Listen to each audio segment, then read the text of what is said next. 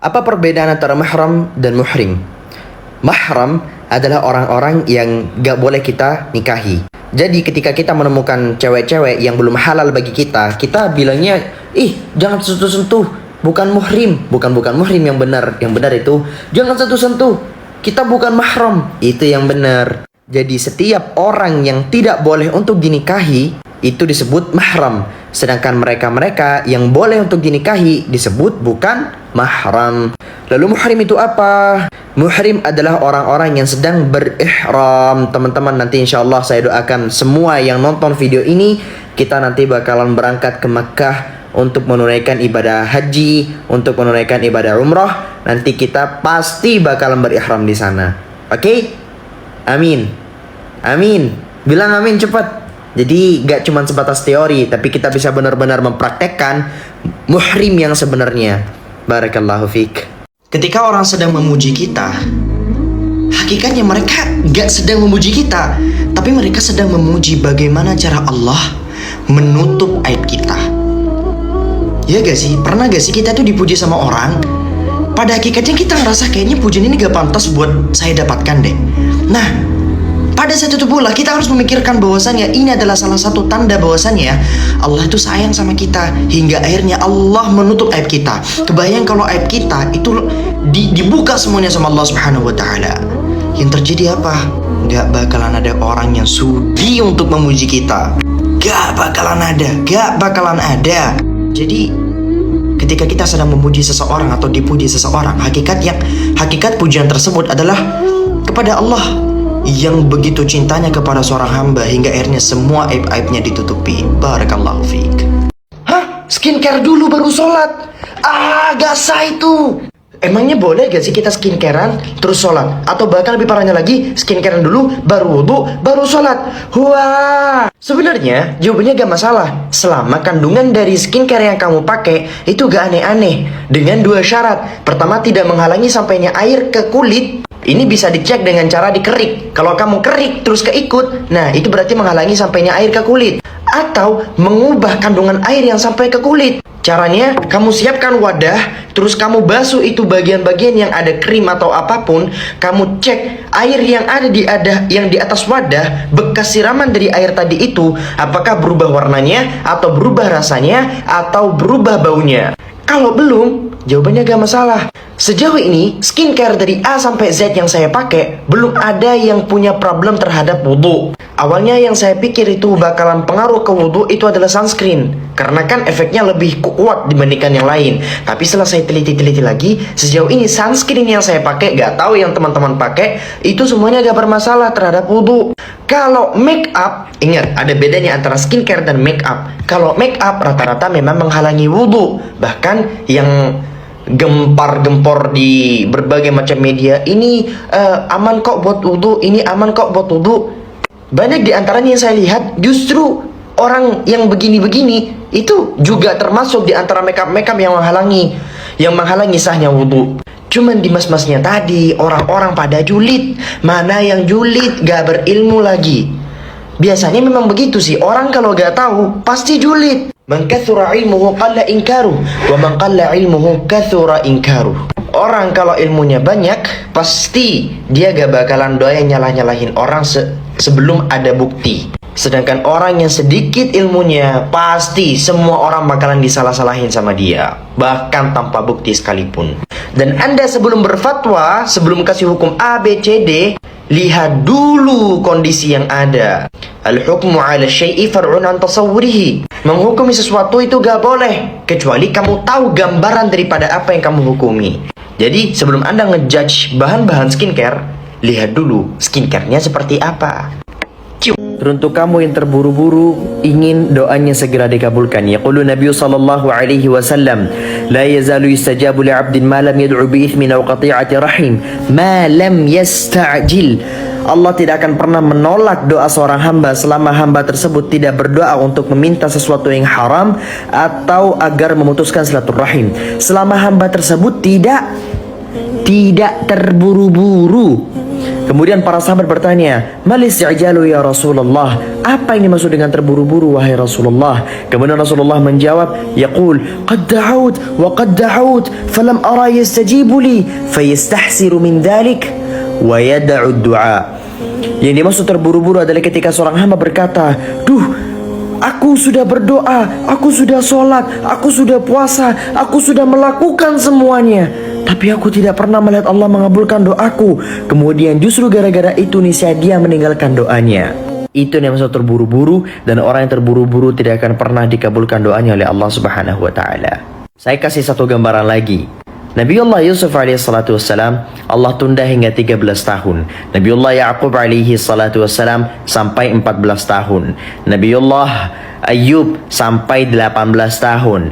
Nabiullah Musa sampai 40 malam. Bahkan Nabi Muhammad sallallahu alaihi wasallam ketika berdoa kepada Allah Subhanahu wa taala, Allah tunda. Ketika Rasulullah pengen banget kiblat itu dipalingkan ke Ka'bah, Allah tunda. Tunda sampai kapan? Tunda sampai akhirnya orang-orang Islam pada saat itu benar-benar siap kiblatnya dipalingkan ke Ka'bah. Nabi Muhammad saja doanya gak langsung dikabulkan oleh Allah, apalagi kamu. Lu siapa Bambang? Maimunah? Kamu siapa? Baru doa sebentar aja udah ngerasa, oh Allah gak adil, Allah gak adil. Justru kenikmatan doa itu terletak pada menunggunya. Ya kalau kamu sekali minta langsung dikabulkan, ya kamu Tuhan. Kamu bukan Tuhan. Yang Tuhan itu Allah. Allah tahu kapan momen yang tepat untuk memberikannya kepada kamu. Firsa Besari aja ngomong, ada rasa yang tepat di waktu yang salah. Loh, waktu yang salah. Kamu mau minta kepada Allah dengan permintaan yang baik, permintaan yang menurut kamu tepat, tapi di waktu yang salah. Yang tahu ini salah atau enggak siapa? Ya Allah. Kamu taunya cuma ngarep, kamu taunya cuma mikir tapi yang benar-benar tahu siapa? Allah. Maka bersabarlah ketika berdoa. Itu yang tepat. Jadi jangan terburu-buru dalam doanya. Wassalamualaikum warahmatullahi wabarakatuh.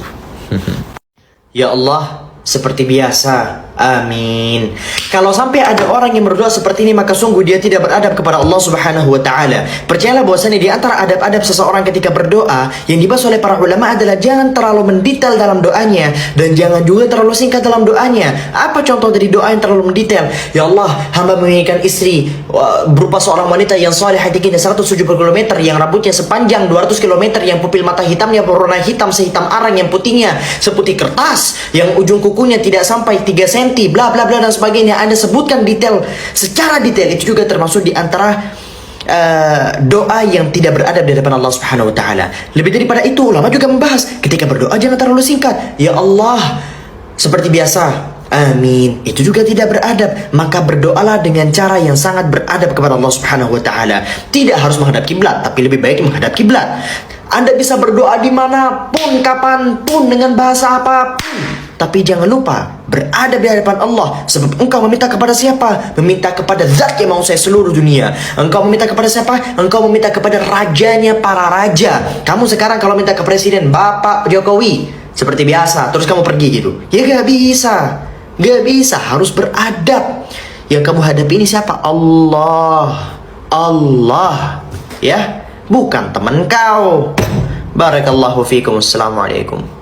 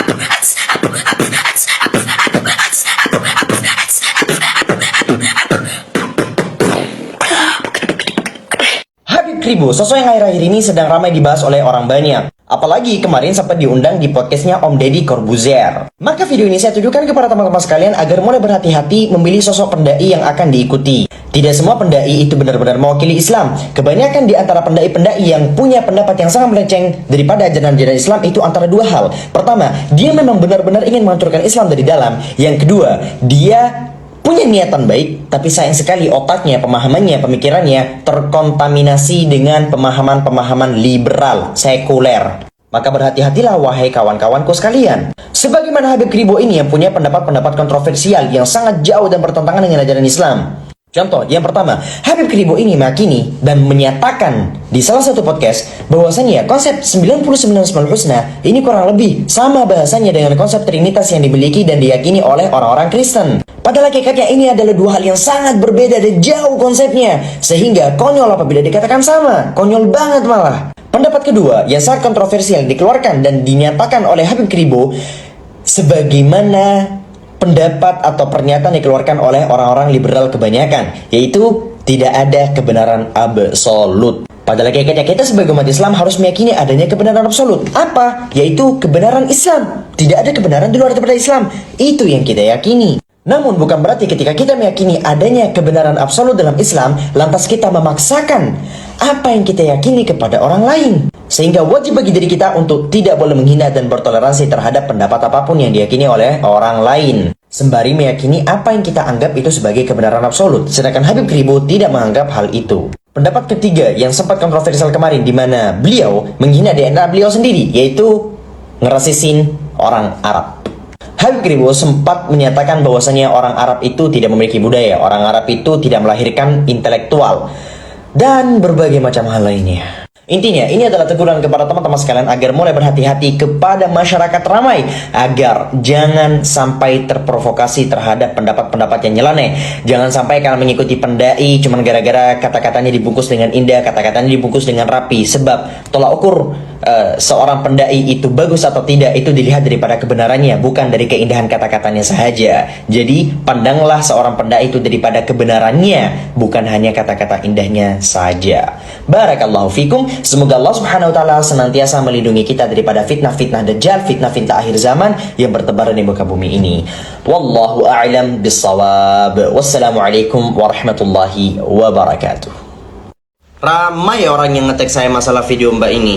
Pertanyaannya adalah, kalau semisal jutaan atau miliaran manusia yang hari ini itu hadir berasal daripada keturunan Nabiullah Adam alaihissalatu wassalam dan Sayyidatuna Hawa alaihissalatu wassalam, lantas apakah putra dan putri keduanya itu benar-benar melakukan sebagaimana hubungan suami istri? Jawabannya yes, benar. Untuk itulah Imam Ibnu Katsir dalam tafsirnya menjelaskan, Innallaha syara'a li Adam ayyuzawwija banatahu min banih li daruratil hal. Sesungguhnya Allah telah mensyariatkan kepada Nabiullah Adam untuk menikahkan putri-putrinya daripada putra-putranya karena ada keadaan yang darurat. Li daruratil hal, camkan itu, li daruratil hal. Untuk itulah di sana ada komentar dari para ulama, faqauluhu li daruratil hal yaqtadi annahu la yumkinu an yakuna al-amru qad waqa'a bi khilafi hadha wa illa fa kayfa jaa sa'irun nasi wa kayfa tanasalu laysa hunaka tariqun lidzalika illa bi tazwiji bani adam li banati. Menyebut para ulama mengkomentari maksud daripada daruratul hal, keadaan yang darurat, bagaimana manusia bisa datang, bagaimana manusia bisa saling berkembang biak, bagaimana manusia bisa saling tersebar apabila tidak dengan cara tersebut. Dan perlu teman-teman camkan juga, fa syari'atuhum laysa ka syari'atina. Syariat nabi-nabi sebelum Nabiullah Muhammad itu jangan disamakan dengan syariat yang berlaku hari ini. Wong syariatnya Nabi Muhammad SAW yang sifatnya bukan qat'i, itu pun berubah-ubah mengikuti zaman dan keadaan. Allah Subhanahu wa taala menetapkan syariat-syariat umat-umat sebelum Nabiullah Muhammad ini berbeda dengan syariatnya umat Nabi Muhammad. Contohnya, salah satu contohnya, di zaman Nabiullah Musa, Allah Subhanahu wa taala menyebutkan, apabila kalian benar-benar ingin bertaubat, uqtulu anfusakum, bunuhlah diri kalian. Loh, syarat untuk bertaubat di zaman Nabiullah Musa salah satunya adalah dengan cara menggunakan bunuh diri. Kalau sekarang kita bertobat dengan cara bunuh diri, justru kita dapat dosa. Makanya jangan samakan syariat umat sekarang dengan syariat umat-umat terdahulu. Ya, Dan tentu dari kondisi fisiknya, jangan samakan dong kondisi fisik manusia pertama yang lahir dari perut manusia pertama itu disamakan dengan kita yang udah prat-prat hingga akhir zaman ini. Dan tentu ini bukanlah hal yang perlu kita bikin kaget, ya biasa aja sih. Oke, barakallahu fikum. Apabila ada kesalahan, silakan salahkan. Wallahu a'lam bissawab. Bismillahirrahmanirrahim. Alhamdulillahirabbil alamin. Amin. Arrahmanirrahim. Maliki Amin. yaumiddin. Iyyaka na'budu wa iyyaka nasta'in. Amin. Amin. Subhana rabbiyal a'la wa Subhana bihamdihi. rabbiyal a'la wa bihamdihi. Innaka hamidum majid. Innaka hamidum majid. Bro, chat mertua bro. Bismillahirrahmanirrahim. Alhamdulillahirabbil Ada notif dari mertua bro. Arrahmanirrahim. Maliki yaumiddin. Jangan lupa dibalas bro. Iyyaka na'budu wa iyyaka nasta'in. A'udzu billahi minasyaitonir rajim. Kejadian semacam ini sebenarnya bukan yang pertama kalinya. Bahkan diriwayatkan oleh Imam Muslim bahwasanya hal ini pernah terjadi pada salah seorang sahabat yang bernama Utsman bin Abil As radhiyallahu an. Suatu hari beliau mengadukan kepada Rasulullah, "Ya Rasulullah, saya mengalami gangguan begini ketika salat." Kemudian Rasulullah sallallahu alaihi wasallam menjawab, "Dzaka syaitanun yuqalu lahu khinzab." Itu adalah syaitan yang disebut dengan nama khinzab. Sebagian para ulama menyebutkan namanya khanzab. Sebagian para ulama juga menyebutkan namanya khinzib. Jadi sebenarnya dalam penamaan ini gak ada problem. Khinzab, khinzib, khanzab, kalau anda menemukan ketiga-tiganya gak masalah. Semua sama-sama benar. Keluar daripada lisan para ulama. Fa idza ahsastahu, kemudian ketika engkau merasakan bahwasannya di tengah salat kamu tiba-tiba begitu, sebagaimana yang saya praktekkan tadi, ada syaitan di belakang saya. Ya, syaitan-syaitanan. Fata'awudz billahi min, berlindunglah kepada Allah darinya, dari syaitan. Katakanlah a'udzu billahi minasyaitonir rajim atau berbagai hal yang semacam dengan itu. Watfil ala yasarika thalathan, kemudian meludahlah ke kiri 3 kali. Tapi meludahnya gak usah sampai seliter dong. Apalagi kamu sedang sholat berjemaah. Santuy. Kalau perlu kamu cukup keluarkan ludah angin. Gak usah pakai ludah beneran. Pakai angin-anginan gitu. Itu udah cukup dan sudah mendapati faedah daripada hadis tersebut. Barakallahu fikum. Menunda-nunda membayar hutang adalah sebuah kezaliman. Ya, yaqulu Nabi sallallahu alaihi wasallam, matlul ghani zulmun. Menunda-nunda membayar hutang bagi orang yang mampu, ghani, adalah sebuah kezaliman. Teman-teman sering gak sih nemuin di internet ya orang-orang yang speak up bahwasanya si A, si B, si C itu gak bayar hutang. Terus tiba-tiba comment sectionnya itu isinya begini, udah bang itu kan aib dia bang, mendingan dipendam sendiri. Gak boleh loh sebar-sebar aib orang. Asal teman-teman tahu, dalam kasus ini speak up tentang orang yang tidak membayar hutang ke kita adalah sebuah hal yang dihalalkan. Apa dalilnya? Pertama, kita tahu bahwasanya menunda-nunda membayar hutang bagi orang yang mampu adalah sebuah kezaliman. Allah Subhanahu wa taala berfirman dalam Al-Qur'an, "La yuhibbullahu al-jahra bis-su'i minal qawli illa man zulim." Allah Subhanahu wa taala tidak menyukai perkataan-perkataan kotor, perkataan-perkataan buruk, aib yang disebar, yang keluar dari lisan seseorang kecuali dari pihak yang dizalimi. Jadi kalau semisal teman-teman sedang dizalimi, maka halal bagi teman-teman untuk speak up. Itu yang pertama. Yang kedua, Nabi sallallahu alaihi wasallam menjelaskan lebih spesifik, layyul wajidi yuhillu 'irdahu wa 'uqubatah. Menunda-nunda membayar hutang bagi orang yang mampu wajib, maka dihalalkan bagi orang yang menghutanginya untuk speak up, untuk membahas tentang kehormatannya, untuk ngebahas tentang aibnya. Hanya berlaku pada case ini. Maksudnya gimana? Kalau semisal kamu punya problem ke dia hanya dalam case hutang, gak usah lah kamu bahas bapaknya, ibunya, masa lalu dan sebagainya. Cukup kamu bilang ke orang-orang, ya walaupun hal ini tetap tidak begitu dianjurkan, bahwasanya ini orang pernah punya hutang ke kamu tapi dia gak bayar-bayar. Padahal dia jalan-jalan ke luar negeri, liburan ke luar negeri, pakai duit dia sendiri. Utang ke saya gak dibayar, bla bla bla dan sebagainya.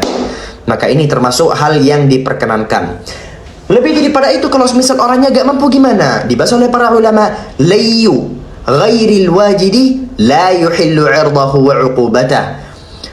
Menunda-nunda orang yang tidak mampu, benar-benar tidak mampu, maka tidak halal untuk speak up, sehingga gak boleh untuk speak up.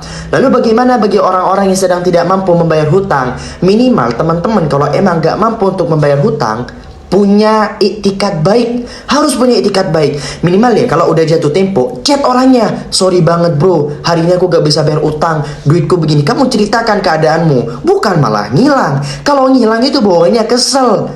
Dan astagfirullahaladzim, harus punya etikat baik bro, harus punya etikat baik. Dan saya doakan semoga teman-teman semua di sini yang punya hutang, Allah Subhanahu wa taala mudahkan agar segera dilunasi. Barakallahu fiikum. Assalamualaikum warahmatullahi